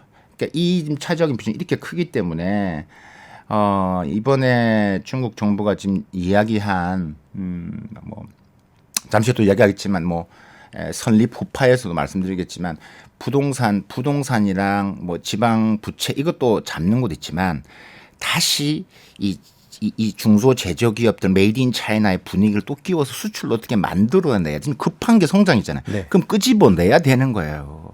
지금 그 방향으로 하면 틀 것이다. 최근에 뭐 청년 실업률이 치솟고 발표도 안 하고 통계도 발표도 안 하고 이러면서 노력도 안 하죠. 문제가 심각하다 그러고 있는데 그러면 내년에도 이런 상황은 계속될까요? 아니면 조금 나아질까요? 어떻게 보세요? 핵심은 네. 이게 플랫폼 기업들. 네. 그러니까 인터넷 기업들이 이제 나서줘야 됩니다. 그 일자리 창출 효과가 크기 때문에. 그래서 지금 이창 총리가 올 뭐 8월 달에 좀 이제 이야기를 했지만 여전히 플랫폼 기업들은 이 플랫폼 테크에 대한 기업에 대한 규제에 대한 불안이 있기 때문에 감히 돈을 안 쓰고 있죠. 근데 중국이라는 나라 자체가 일단은 정책의 방향성을 일단은 딱 잡으면 그러니까 이제 중국에 사업할 때 이런 이야기를 하거든요. 그러니까 어떤 이야기를 하냐면 공산당이 어디를 보고 있냐를 바라봅니다. 그게 초점을 맞추면 된다는 거예요. 그럼 이제 그 방향성을 조금 더 지금 맞추고 있는 단계다. 그래서 지금은 조금 있지만 이제 1년이 정도 리오프닝 지났잖아요. 조금씩 이제 방향 설정 이제 경제 공작회에서 나왔기 때문에 그 부분에서 막 플랫폼 기업들이 조금씩 움직일 수는 있다. 이게 정말 이 시진핑 3기 리더십의 바로 밑에가 바로 실험 중이기 때문에 여기서 만약에 잡지 못하면 가장 제가 여러 번 강조하는 거지만 중국 정부가 가장 두려워한 것은 집회가 일어나는 거고 젊은이들이 밖을 나오는 거라는 거죠. 근데 아시겠지만 중국의 젊은 애들은 다 VPN을 통해서 다 유튜브 보고요. 다 합니다. 뭐 구글도 하고 있고 우리 뭐 공식적으로 못 보지만 한다는 이야기죠. 그럼 막을 수 없다라는 것도 알고 있습니다. 그럼 그걸 할 수 있는 건 결국은 일자리가 있어야 되고 내가 돈을 벌어서 물건을 사야 되고 차를 살 수 있어야 돼요. 그런 부분에서 이제 어떻게 할 것이냐가 이제 관건인 거죠. 근데 그걸 누구보다도 중국 정부가 잘 알고 있습니다. 네. 해외 투자가 해외에서 중국으로 들어오는 투자가 많이 줄고 뭐 요즘에 인도로 간다, 뭐 어디로 간다 이런 얘기들이 나오거든요. 그 문제도 내년 중국 경제에 중요한 변수일 것 같죠. 올 10월까지만 해도 지금 전년 대비가 좀 많이 떨어졌다는 거죠. 그러니까 대중 투자가 지금 이제 뭐 FDI가 지금 계속 줄어들고 있다는 것은 왜냐하면 FDI는 중국은 일자리 창출도 있고 세수도 있고 또 중요하죠. 근데 이게 떨어지고 있다는 거죠. 근데 이 부분의 첫 번째 이유가 뭐 잘 아시겠지만 이게 지금 미중 간의 불확실성, 그죠? 계속 공급망 문제, 그다음에 또 예전같이 또 이게 또 봉쇄되면 어떻게 하냐? 또 하나가 이제 반간첩법, 그렇죠? 네. 혹시나. 그러니까 이런 부분이 있는데 이게 자꾸 있는데 이런 부분에서 이제 시진핑 주석이 이제 하는 말이 계속 뭐냐면 계속 이제 대규모 폭을 하겠다. 리창 총리도 이런 말을 계속 합니다. 그러니까 이런 말이 계속 나온다는 것은 FTA가 떨어진다는 이야기예요. 그러니까 이런 부분에서 중점적으로 더 많이 키울 겁니다. 그래서 지금 박람회도 예전에 안 했던 뭐 공급망 박람회 최초로 올해 또 했죠. 여러 가지 이런 것들이 있기 때문에 중국 정부 이런 부분에서 계속 아마 이 개방의 폭을 확대하는 정책도 내놓을 것이다. 아까 말씀해 주신 지방 정부와 부채 문제를 좀 해보겠습니다. 지금 상황이 어떻고 또 내년에는 어떻게 될까요? 금융 관련된 그러니까 증감이뿐만이 아니라 민은행 그래서 이제 이 부동산 기업들 불러놓고 또 회의를 했고요.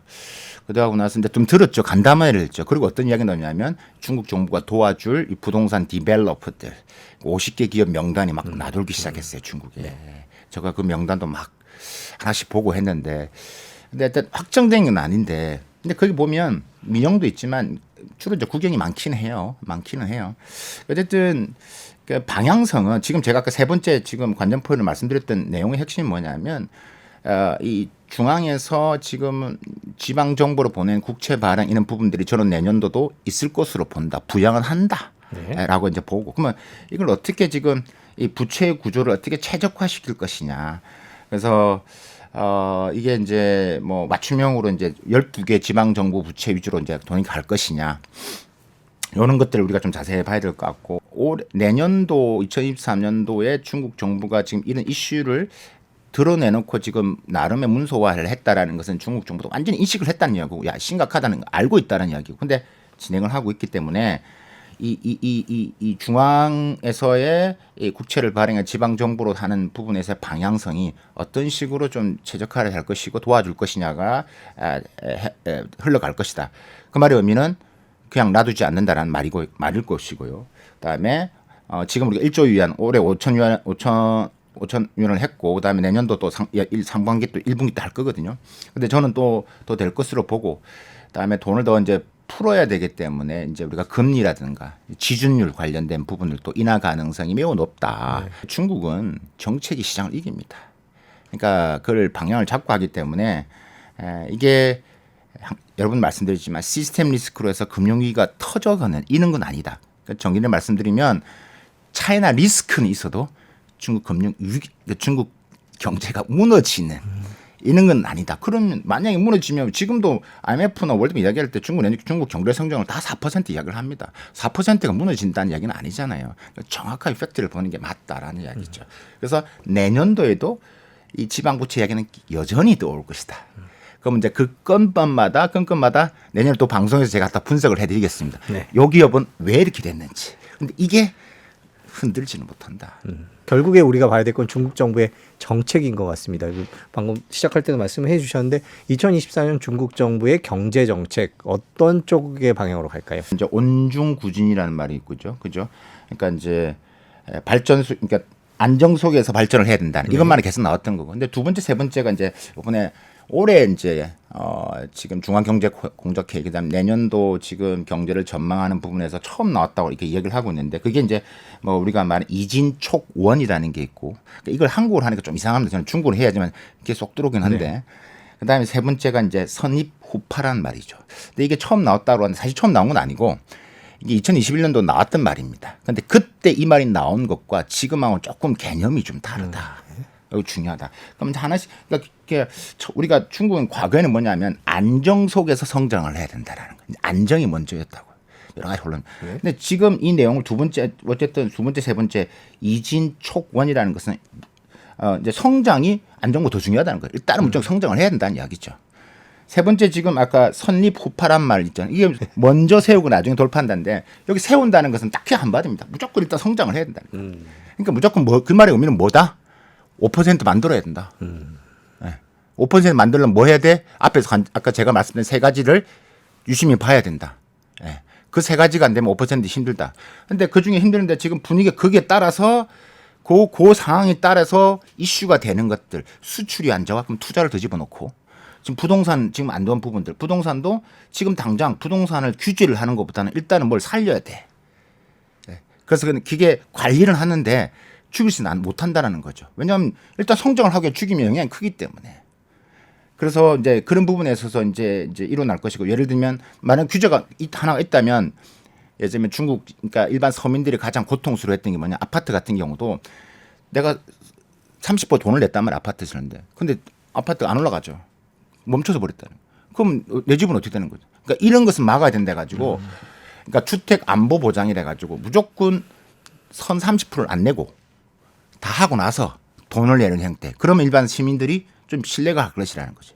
지금 다른 제가 매체를 보니까 어떤 분들은 이제 어떤 식으로 얘기를 하냐면 이게 탈탄소 부분에서 이야기를 많이 하시는데 이게 2년 전에는 그게 포커싱이 좀 되긴 했는데 이번에는 그게 핵심은 아니다. 그러니까 무조건 핵심 뭐 4.5, 한 5, 4.8에서 5%를 찍어서 만들어야 되고 이거를 하면서 뒤에 있는 부분에서 이걸 흔들 수 있는 요인들은 거기에 맞춰서 하겠다. 그러니까 이렇게 이해하시는 게 맞다. 자, 그러면 하나씩 한번 볼까요? 그러면 내년대 9대 그러면 중국 정부가 2024년도에 중점 9대 업무를 이야기를 했어요. 그러니까 첫 번째가 뭐냐면 과학 기술 혁신 주도. 그러니까 현대화된 산업 생태 구조. 이게 뭐지? 이건 부동산하고 다른 거잖아.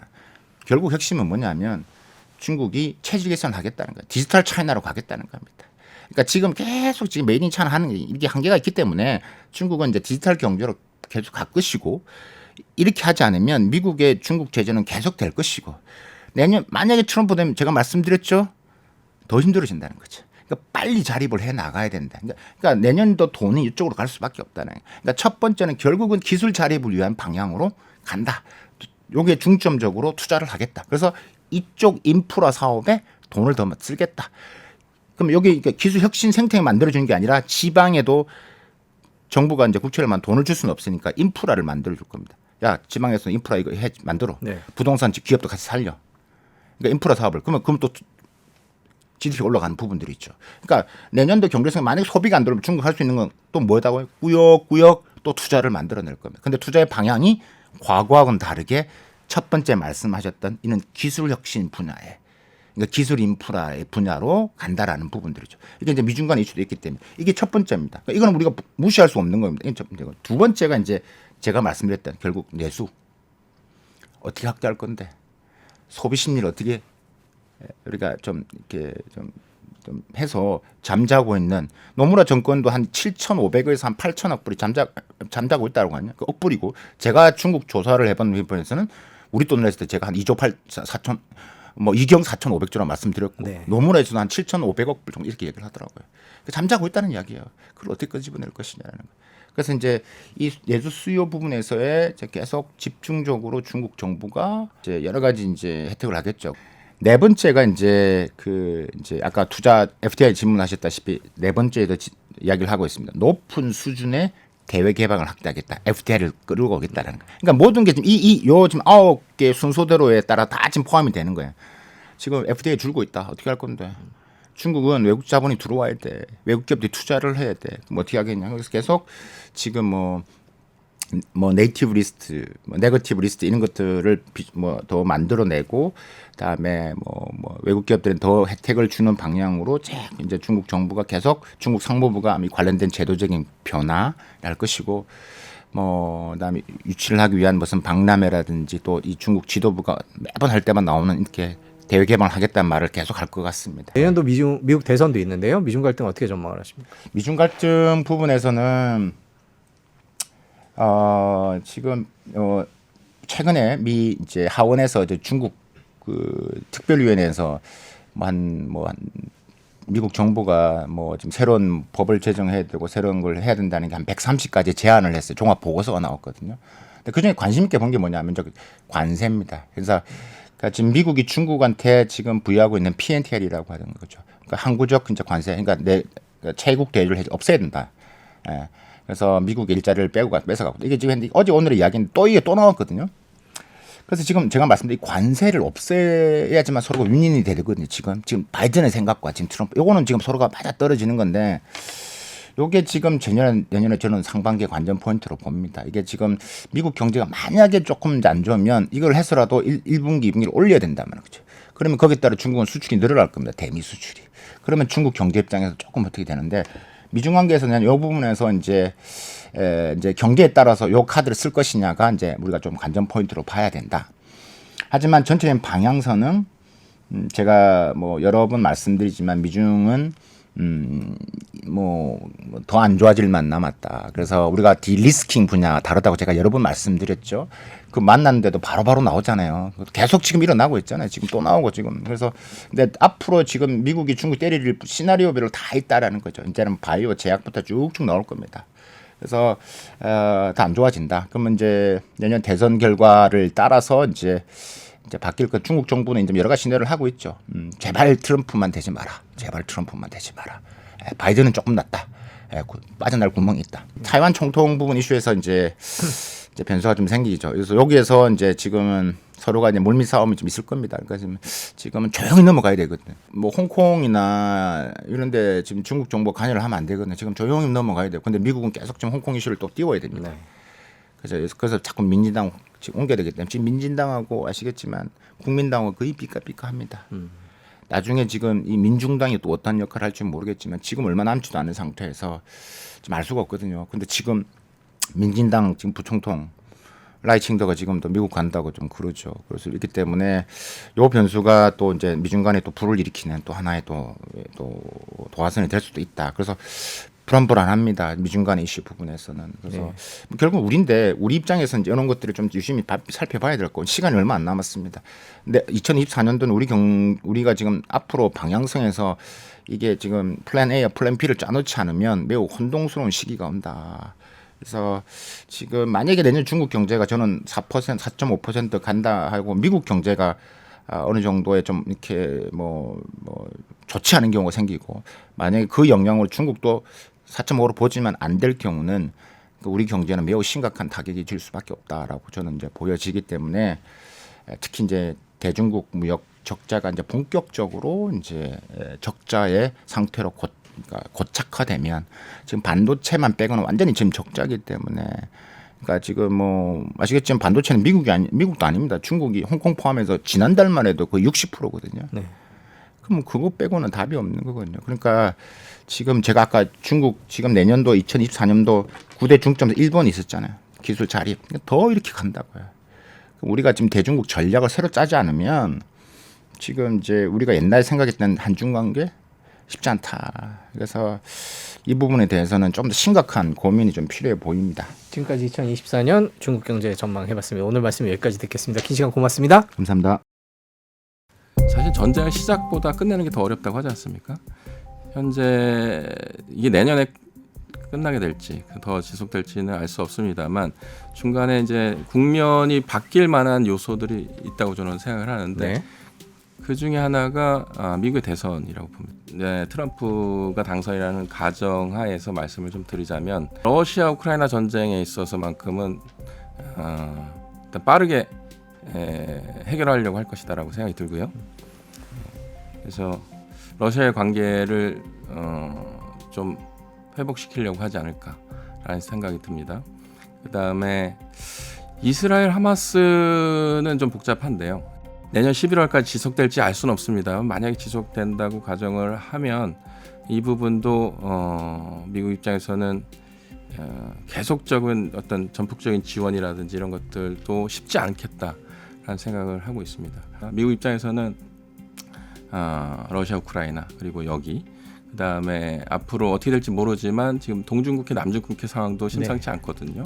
한반도 상황도 그렇고 이런 것들이 다 물려 있는 상황에서 그쪽에서 지금 현재 이제 이스라엘 하마스 전쟁을 이야기하고 있고 그 일대 이제 중동으로까지의 확전을 이야기하시는데 이게 장기화되면서 소모전으로 갔을 때 미국이 과연 이런 가성비 전쟁을 버텨낼 수 있을 것인가라는 의문이 있습니다.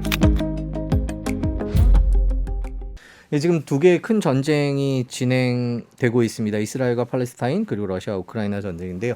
지금 실장님 먼저 이스라엘과 팔레스타인 전쟁 상황부터 좀 여쭤보겠습니다. 지금 어떤 상황이죠? 예, 현재 지난 10월 7일부터 해서 한 80일 정도 네. 지난 상황이 됩니다. 네. 벌써 2달하고 한 20일 정도 지났는데 약간의 교착 상태가 지속되고 있는 것 같다는 생각이 들고요. 그 사이에 한번 휴전이 있었죠. 예, 인질하고 수감자 막교환을 통한 휴전이 있었고 지금 제2차 휴전 협상을 좀 준비 중인 것 같다라는 이제 평가들이 있는 것 같고요.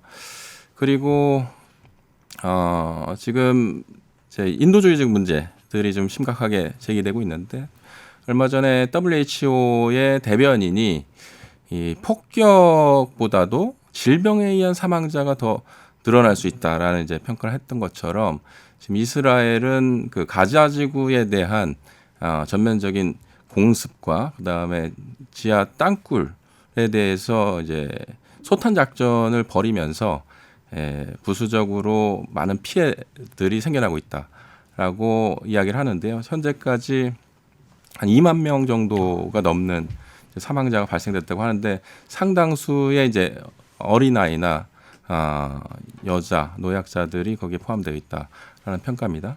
게다가 이게 이스라엘에 의한 이제 가자 지구에 대한 어떤 소탕 작전 수준에서 끝나는 것이 아니라 주변에 시리아라든지 또는 예멘의 후티 반군 그리고 레바논의 헤즈볼라 등이 산발적으로 이스라엘에 대해서 이제 포격도 하고 있고요.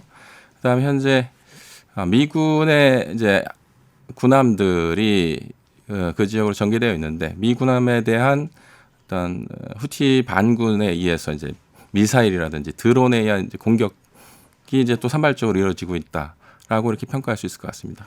2024년에는 어떤 식으로 전쟁이 전개될 거라고 전망하십니까? 이 장기화 조짐이 있죠.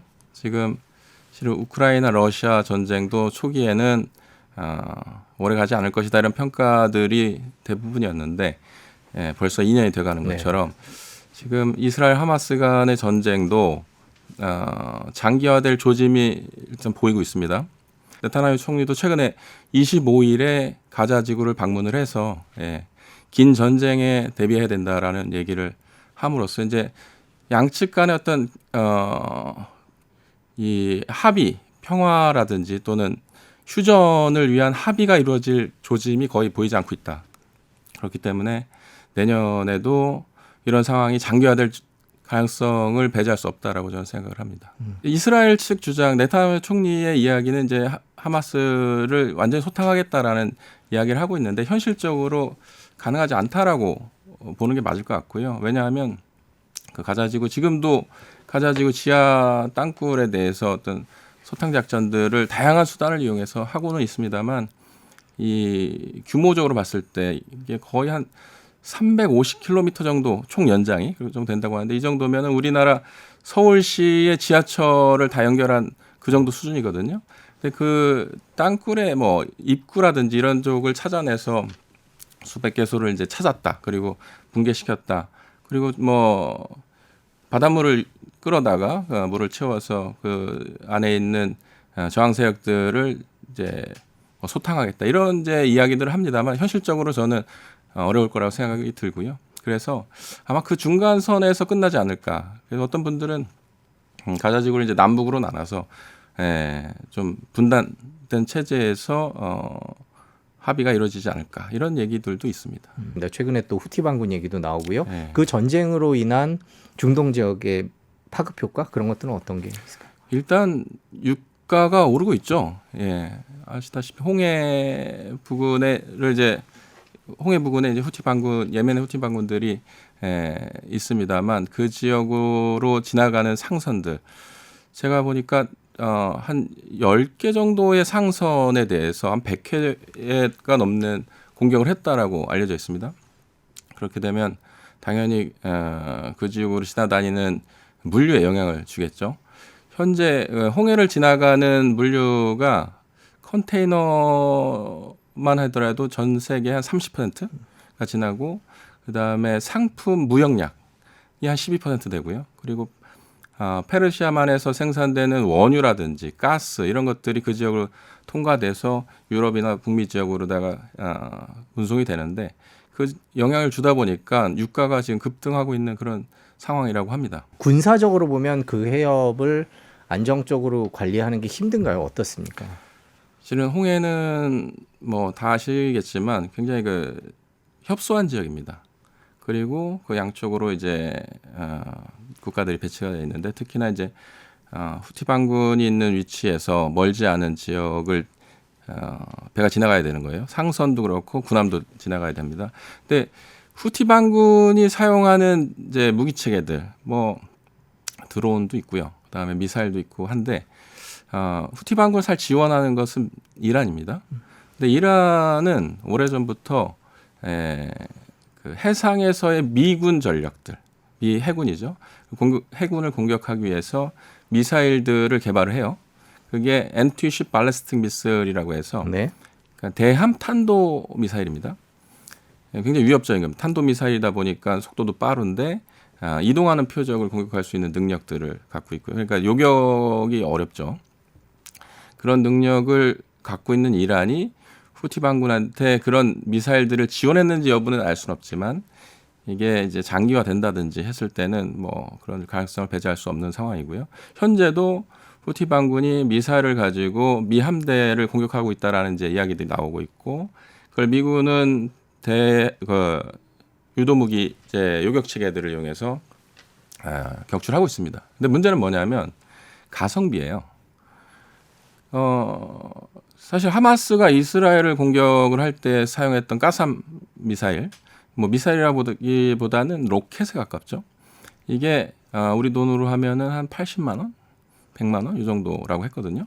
근데 그걸 요격하는 이스라엘의 타미르 요격체, 이 아이언돔은 그보다 한 100배 정도 비싼 한 8천만 원 정도 된다고 했어요. 한 발당. 그러다 보니까 많은 숫자의 요격 미사일들을 배치하지 못했고 그래서 초기에 하마스가 짧은 시간에 로켓을 거의 쏟아붓듯이 하다 보니 일부는 맞고 일부는 막지 못했잖아요. 그래서 저는 그걸 이제 가성비 전쟁에서 이스라엘이 그건 실패했다라고 얘기를 하는데 비슷한 상황이 지금 홍해 근처에서도 벌어지고 있는 거예요. 후티 반군이 사용하는 드론이라든지 미사일이 저렴한 건 한 $2,000에서 뭐 고가는 $20,000 되는 것도 있다고 하는데요. 그걸 요격하는 미 해군의 요격 미사일들은 한 발에 200만 불. 그러니까 지금 뭐 1,300원이라고 가정하면 26억 원 정도 되거든요. 근데 지금까지 미국이 요격했던 획수가 나와 있어요. 보니까 한 38번 정도 요격을 했다고 합니다. 이제 미군도 잘 알고 있습니다. 이대로 계속 요격할 수는 없다라는 것을 알고 있고 거기 고심이 많은 것으로 파악이 되고 있습니다. 미국은 이게 장기화되는 걸 원치 않겠죠. 왜냐하면 아까 두 개의 전쟁이라고 말씀하셨는데 저는 어떻게 보면 하나의 전쟁에 여러 개의 전선이 만들어지고 있는 것이 아닌가 이렇게 보고 있는데요. 미국이 거기에 이제 공통 분모로 있는 겁니다. 미국 입장에서는 러시아, 우크라이나 그리고 여기 그다음에 앞으로 어떻게 될지 모르지만 지금 동중국해, 남중국해 상황도 심상치 않거든요. 한반도 상황도 그렇고 이런 것들이 다 물려 있는 상황에서 그쪽에서 지금 현재 이제 이스라엘 하마스 전쟁을 이야기하고 있고 그 일대 이제 중동으로까지의 확전을 이야기하시는데 이게 장기화되면서 소모전으로 갔을 때 미국이 과연 이런 가성비 전쟁을 버텨낼 수 있을 것인가라는 의문이 있습니다. 지금 2024년은 좀 지역 분쟁이 더 늘어날 수 있다 이렇게 보고 계신 건가요? 예, 그 뭐 제가 그걸 다 예측할 수는 없지만 최근에 벌어지는 상황을 보면 얼마 전에 뉴스에도 보시면 알겠지만은 남중국해에서 중국과 필리핀 선박 그리고 미군과의 이제 그런 잘 보도되지는 않고 있는 부분도 있어요. 네. 왜냐하면 이게 이제 사람들 관심이 현재는 이스라엘 하마스에 집중되고 있기 때문에 심지어 러시아 우크라이나 전쟁도 지금 한창 진행 중에 있는데 이제 사람들 관심이 거기서 약간 멀어지다 보니까 마치 거기 아무것도 일어나고 있지 않은 것처럼 이렇게 생각을 하는데 거기서도 계속 교전은 일어나고 있고 사상자가 발생되고 있고 더 쓸 탄약이 없을 정도로 그런 상황이 전개되고 있다.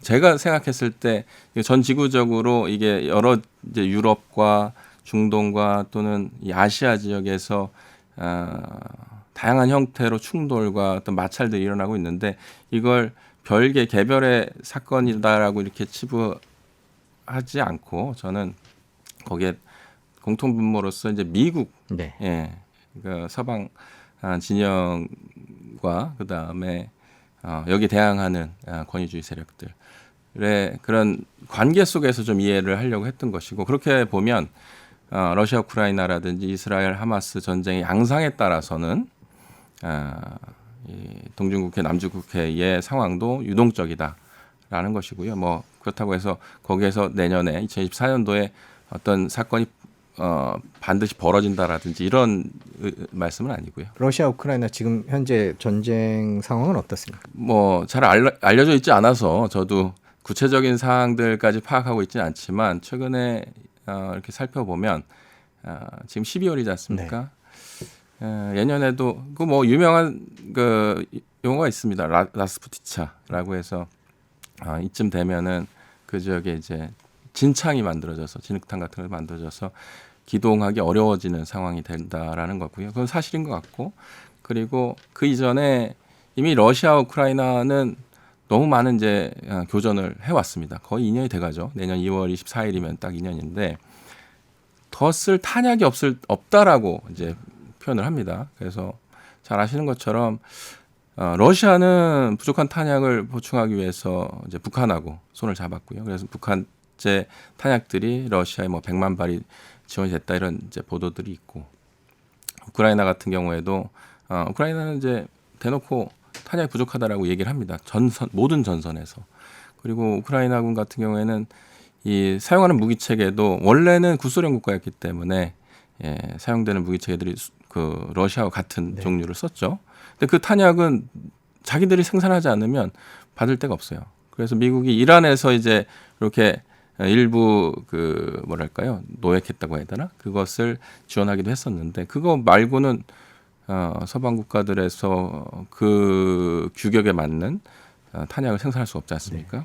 그래서 서방제 규격에 맞는 예를 들어서 155mm 포탄 같은 것들을 지금까지 수백만 발 단위로다가 이제 그 지원을 한 것으로 알려지고 있는데 앞으로도 그만큼이 더 필요하다. 지금까지 우크라이나가 그 사용했던 탄약의 소모율 소모율이라는 표현은 좀 그런데요. 사용률을 따지고 보면 매달 몇십만 발 정도가 필요한 상황인데 그걸 이제 못 대주고 있는 상황입니다. 실은 EU랑 미국에서도 약속을 해준 게 있어요.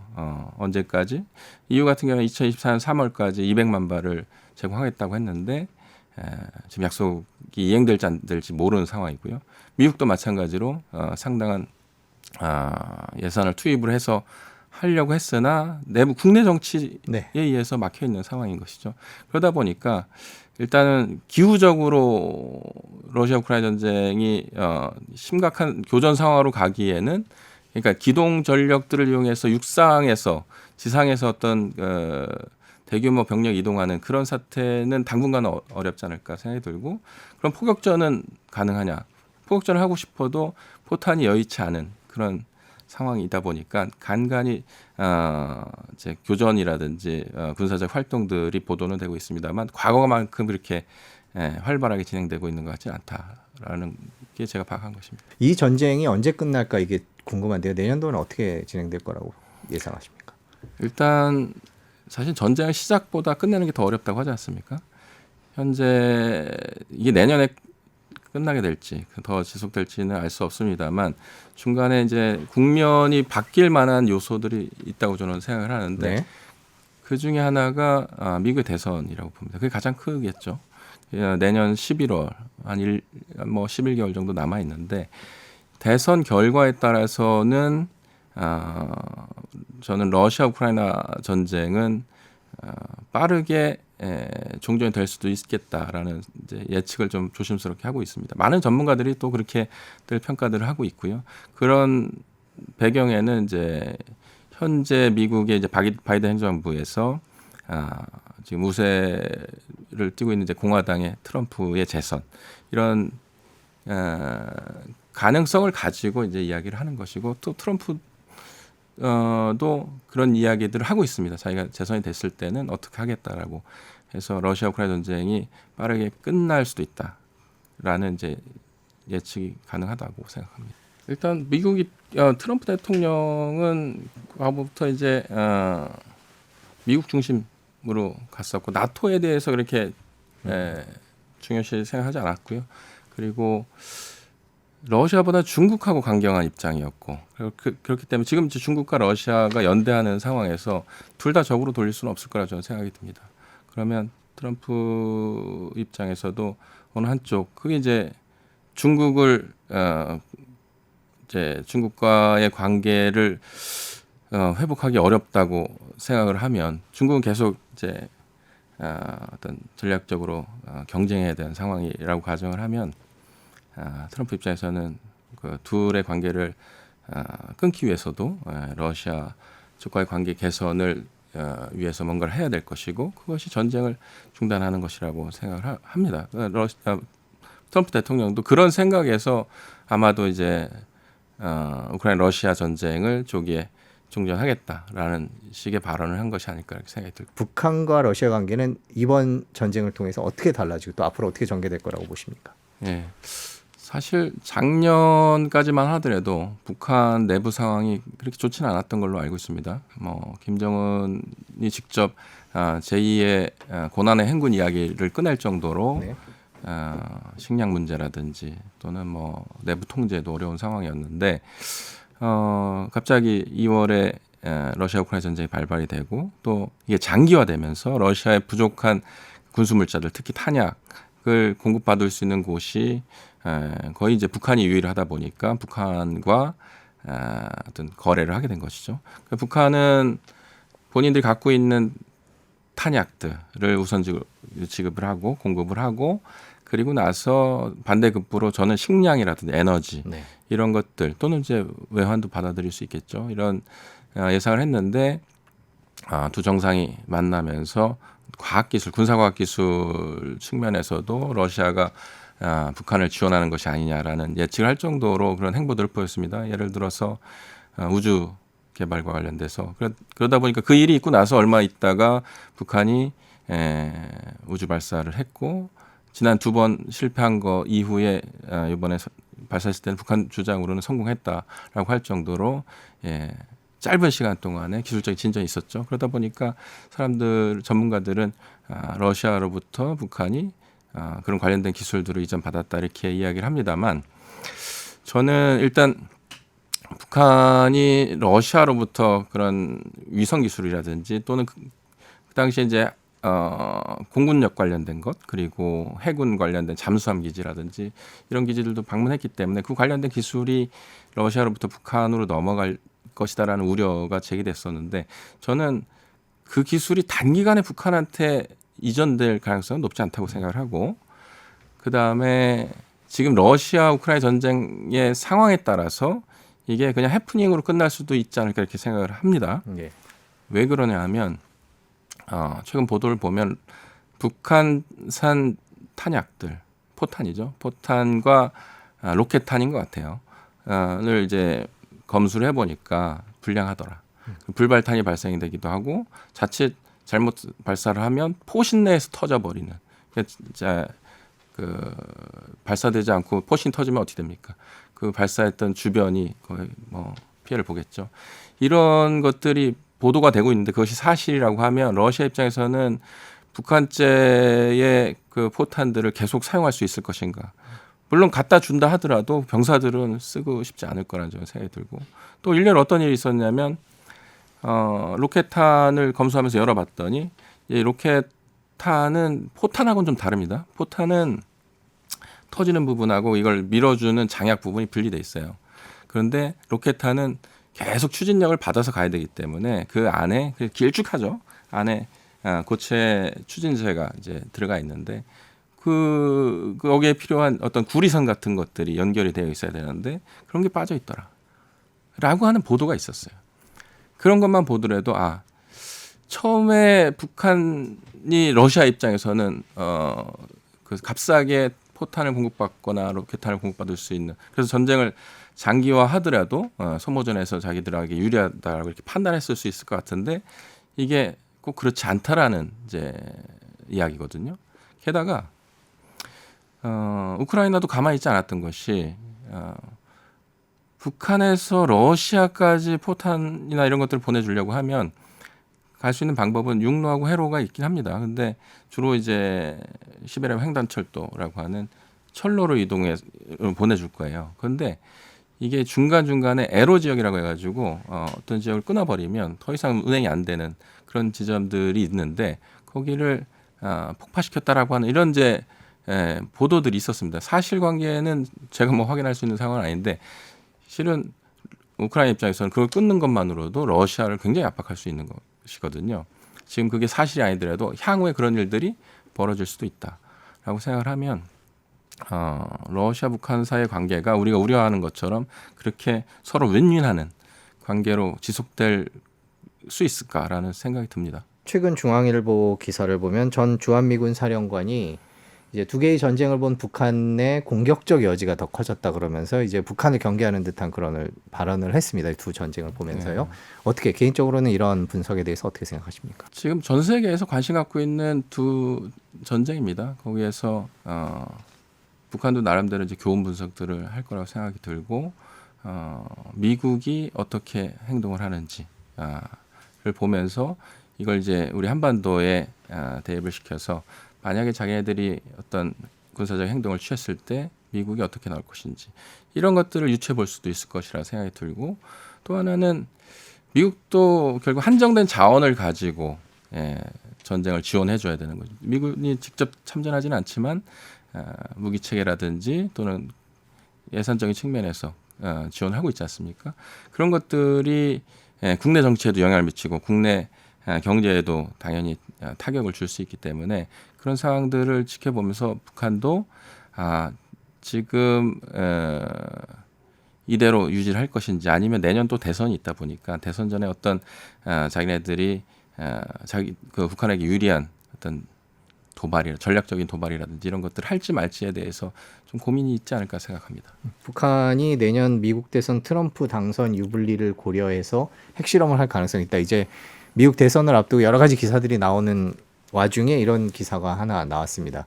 트럼프의 당선과 당선을 전제로 했을 때 북한 문제, 또 우크라이나 전쟁 문제, 그다음에 이스라엘 하마스 전쟁 문제 이런 것들이 어떻게 돌아갈 거다 이렇게 봐야 될까요? 일단 가정을 이제 당선된다. 트럼프가 네. 당선된다 네. 가정을 하시는 건데 네. 일단 변수는 많이 있습니다만 어떤 트럼프가 당선이라는 가정하에서 말씀을 좀 드리자면 러시아 우크라이나 전쟁에 있어서만큼은 일단 빠르게 해결하려고 할 것이다라고 생각이 들고요.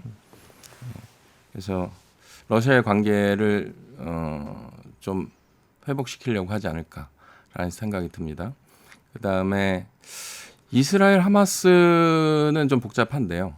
그 배후에 또 이란이 있고 하다 보니까 예전에 이제 JCPOA라고 해서 이란하고 핵 협상을 타결했던 것도 파기했었던 그 사례가 있기 때문에 일단은 러시아 우크라이나 전쟁에서 좀 그 여력을 확보를 하고 그걸 이제 빨리 종식시킴으로써 그리고 이스라엘 하마스 전쟁은 내년 11월까지 지속될지 알 수는 없습니다. 만약에 지속된다고 가정을 하면 이 부분도 미국 입장에서는 계속적인 어떤 전폭적인 지원이라든지 이런 것들도 쉽지 않겠다라는 생각을 하고 있습니다. 그다음에 북한 관련돼서는 트럼프 대통령 시절에 북한과의 관계를 되짚어 보면 일단 초기에는 굉장히 강경했어요. 그래서 블러드 노즈라고 해가지고 코피 작전이라든지 최대 압박, 최대 뭐 이 관여라고 해서 압박을 가하면서도 이제 뭔가를 해보려고 했는 그런 과정에서 돌이켜 보면 2017년 11월 28일에 북한이 화성 17형이라고 하는 이제 ICBM을 발사하고 나서 핵무력 완성 선언을 하고 그러면서 관계가 급반전이 되거든요. 그 이듬해 이제 평창 동계올림픽도 있었고 그러면서 북미 간의 미북 간의 관계도 갑자기 바뀌죠. 근데 그때는 그때고 지금은 북한 같은 경우는 지금 핵 개발에 있어서 굉장히 가속화시키고 있거든요. 그래서 아마도 내년도 대선 전까지 최대한 북한은 자기네들이 할 수 있는 범위 내에서 핵 능력을 고도화시키려고 할 것이고 그 이후에 트럼프가 당선됐을 때 계속 그런 강경한 자세를 북한이 유지할 것이냐 또 미국이 그런 것들을 그대로 수용할 것이냐 아니라고 저는 생각합니다. 그래서 김정은도 국면 전환을 해야 돼요. 계속 강경한 모드로 갈 수는 없고 그 시점이 대선 저는 이후라고 생각을 하고요. 이전보다는 좀 이후일 가능성이 높고 그 이후에 만약에 트럼프가 당선이 되고 나서 북한에 대한 어떤 관심 표명이나 이런 것들이 좀 없다 또는 낮다라고 판단이 되면 그런 관심을 유도하기 위해서 전략적 도발을 할 거라고 생각이 들고 그 중에 하나가 핵실험이 아닐까라는 생각을 합니다. 지금까지 세계 경제에 영향을 미치는 두 개의 큰 전쟁 그리고 또 북한 얘기까지 짚어봤습니다. 오늘 긴 시간 고맙습니다. 예, 감사합니다.